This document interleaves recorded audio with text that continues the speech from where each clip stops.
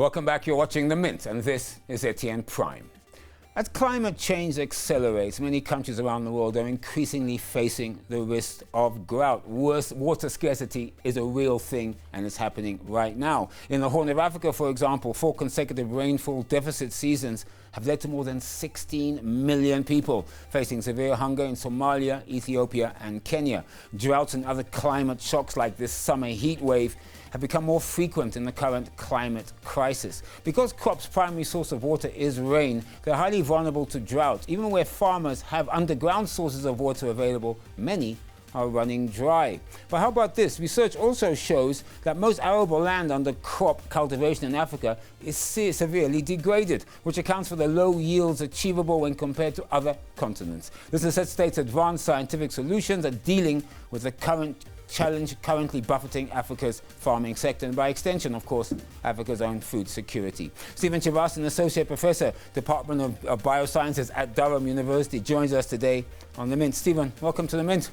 Thank you very much, Andy. Now, let me first start off by saying you're a Gutu boy, right? You're from Gutu in Zimbabwe. Yes, I'm from Gutu. And now you're stuck out in Durham in the UK. Yeah, I'm up north in Durham. Well, welcome home, if I can say that. Thank you very much. Now, Stephen, I talked about climate change. I talked about the scarcity of water, which of course is a big thing because we can drought-proof as much as we want, but if the water underground is not coming or we haven't put enough dams or water bodies in place. So, I mean, your observations, your research, climate change is real. I believe it's real. How does that affect the African agricultural landscape at the moment?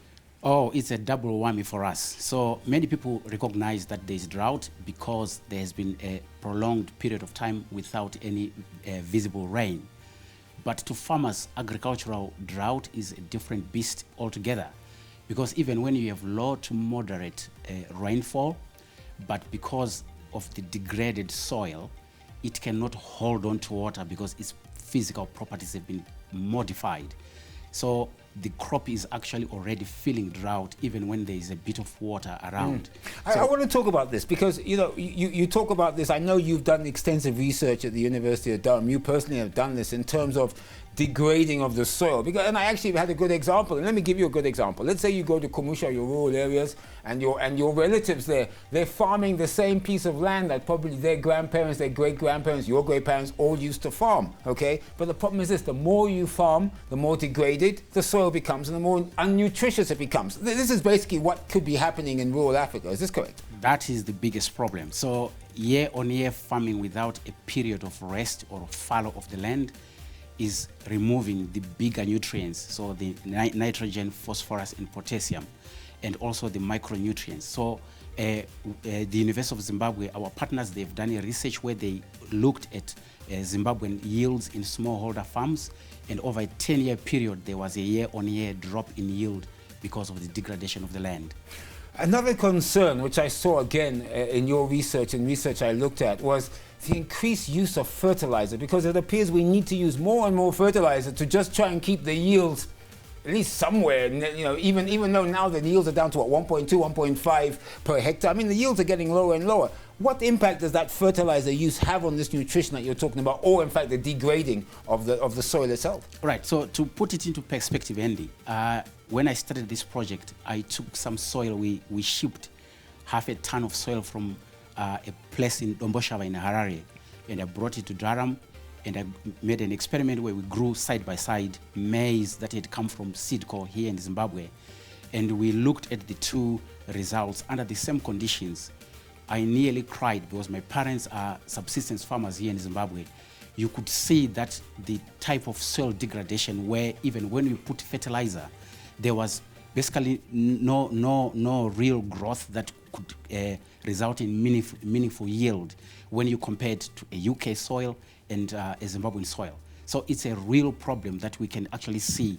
So actually tomorrow we have a workshop here in Harare at Bronte Hotel where we have got bankers, academics, and farmers who are going to be discussing these issues, and we are going to be showing some of our results. Something that's important. I mean, I did hear you say earlier while we were talking about water. So even if we have good rains, okay, that isn't going to help the problem. It's not going to solve the problem, is it? Not at all, because nutritionally the water cannot do it. So we need to do something. That's where the research that I'm doing, where we are now coming with some microorganisms that are inhabitants of the soil, which help natural systems to be productive. So that's what we need to do.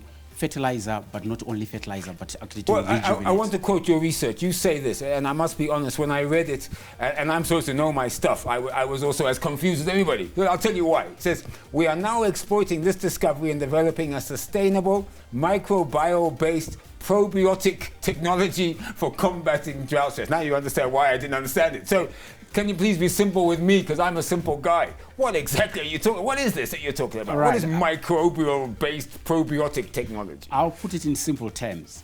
So in the medical field, it's only very recently, probably in the last decade or so, where clinicians and researchers have discovered that the well-being of a human being is driven by microorganisms, bacteria that are in their gut. And most of the conditions we thought were to do with your genetics, they're actually being driven by these small microscopic organisms that are found in our gut. Now in agriculture, we have an equivalent. So the soil contains billions and trillions of microscopic cells that are inhabitants, they live there. So what we've done what is called bioprospecting, where we look for a few of those species that can interact, they talk literally, they signal to talk to plant roots, and plant roots will respond. And what you see in terms of yield is being driven by these invisible friends that are under the soil. Okay, so that's what we are trying to do. That's what you're okay, that sounds great, but if you say that the soil is so degraded now, how do you do it? How do you manage to feed these microbes or these little microbes things in the soil to get them to nutrify the soil while at the same time people are still planting? How would you deal with that problem? Right, so the way we are doing it now, so we had to look at soil from around the world, and we found a particular place in England where we found an undisturbed ecosystem that has been thriving for over probably thousands of years. And we found these previously undiscovered microorganisms. So what we are hoping to do in the development is to culture them in the lab. We will be working with a big UK company to actually to scale up and to produce these microorganisms, so that we can just give a farmer a small bag. They can throw it in with their manure, and it will start to regenerate within your field. Oh, so that's the aim. Oh, I see. So So once you've done the research and you managed to produce this culture, if I can call it that, you throw it in with your manure. You then put it on your farm, so you can still crop while it's working, or do you have to give it some time again, like not till on that land for a while? So we are boosting it ex vivo, which means outside of the field. That's where we do the boosting, and then you just add it to your field. So what we hope is you will still be able to continuously cultivate, but we are doing the large scaling up in the lab, and then we give it to you to put in your field. Now one of the things that I'm really interested in, of course, is drought-resistant crops, because obviously, I mean, even Zimbabwe itself, if you look over the last 10 years, I believe 7 or 8 of them have been drought years. We've just been really lucky in the last 2 to have some good rainfalls. But then again, climate change is making rainfall patterns change tremendously. Before we used to plant maybe October, now it could be as late as December. The rain comes earlier, the rain goes later, the winter comes earlier. So let's talk about drought-resistant crops. Now, one that popped in my mind, or I saw in some of your research, was cowpeas. Yes. Okay, now, I mean, I don't know. I think cowpeas is what they call it in the UK. What is it here? Is that what they call it in Zimbabwe? So in Zimbabwe, in the Shona, we call Nyemba. Nyemba, okay. That's the Nyemba, it's cowpeas. Okay. Yeah, so if you go back in time, our forefathers, they did not have maize. Maize was introduced. So they had sorghum, cowpeas, pearl millet, and all the other small grains that are indigenous to Africa. They are very resilient. They are adapted to our environment and climate. And even if you have got a drought, you will still get some yield as compared to the sugar beans, the soybeans, which are all coming from externally from outside of Africa. So, but unfortunately, our palates have now gotten used to the maize. So it's now, we are now partnering with businesses to try to become creative in making new recipes and new products from the cowpeas, from the sorghum, so that we can then establish it, basically reintroduce it back into the market. I've noticed this because if for some reason we moved from maize, we did used to eat sorghum a lot back in the day, if I recall. Now all of a sudden we're eating rice, which is really weird because we don't make any rice in Africa, by the way, right? So we import all our rice. It's something like over 80 tons a month of rice is imported into Zimbabwe, which is ridiculous. Sorghum is sitting, 265,000 tons is sitting at GMB, not being sold because people don't want to buy it. It's about time we started looking at changing our diet, sir.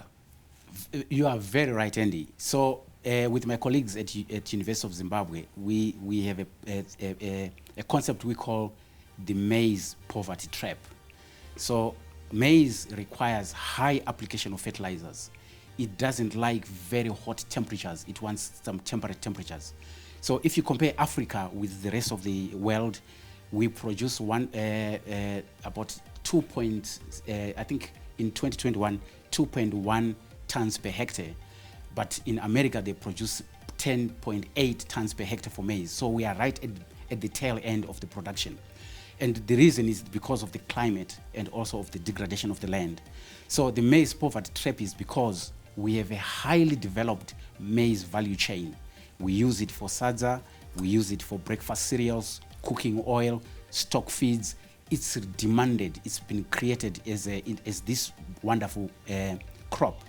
But for our indigenous crops, there's no market for it. So this is what we are trying to advocate with businesses to say, let us develop the indigenous food value chains just to rival my maize. Well, there you have it, because you may wonder, why am I sitting here on The Mint, which is a business show, talking about microbial-based probiotic technology? Well, simply put, if you can increase the yields of your crops, then economically, where's it going to put this? It's going to put money in your pocket. And this is the key here, isn't it? The point here is increasing yields, increasing food security for people, putting food in their stomachs, creating new value chains, and of course putting money in people's pockets. This is where the economics comes in. That's exactly. So as I said, tomorrow and the day after, we have a workshop. It's happening at the Bronte. At the Bronte Hotel. We have brought together smallholder farmers, a commercial bank, seed companies and fertilizer companies,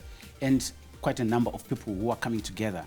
So we see there has to be a convergence of academic research, of industries and their innovations within the business to actually make agriculture become a worthwhile exercise, particularly for the smallholder sector.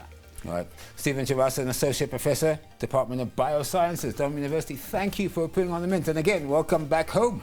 Thank you very much, Andy. I enjoyed. Now it's time for us to take a breather. After the break, Wange Unit 7 comes online. 2 huge celebrations. Even I was celebrating this morning on Morning Rush. Central banks in Africa's biggest economies are poised to raise interest rates this month to contain sticky inflation and deter a sell-off in assets. Don't go away. The Mint will be right back.